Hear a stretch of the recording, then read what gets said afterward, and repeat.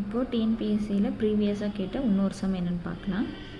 27 power -2/3 27 power -1/3. இப்போ இதோட answer என்னென்னு கேட்குறாங்க. இப்போ மேலேயோ கீழேயோ சேம் நம்பராக இருந்துச்சு அப்படின்னா நம்ம ஃபஸ்ட்டு காமனாக 27 எடுத்துக்கணும். எடுத்துகிட்டு ஃபஸ்ட் இங்கே என்ன இருக்குது, -2/3. ஓகேங்களா. கீழே வந்து -1/3 இருக்குது. அப்போ இது வந்து மேலே போகும்போது என்னவா வரும்னா +1/3 அப்படியே மாறும். ஸோ +1/3. இதே கீழே ப்ளஸ்ஸாக இருந்தால் மேலே வரும்போது -1/3 மாறும்.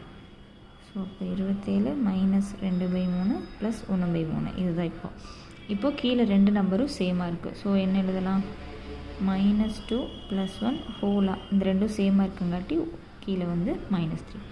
ஓகேங்களா. இப்போ ஆன்சர் என்ன, 27 -2. ஸோ -1/3.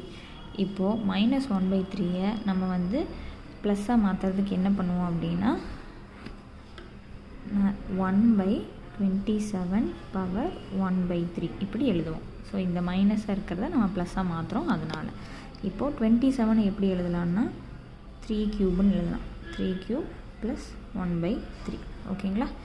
இப்போது இது என்ன ஆகும், 3 × இது கேன்சல் ஆகும். ஸோ ஆன்சர் என்ன, 1/3. இப்போது இந்த 27 இதுக்கோட ஆன்சர் வந்து 1/3 நம்மளுக்கு கிடச்சிருக்கு. ஓகேங்களா. ஈஸி.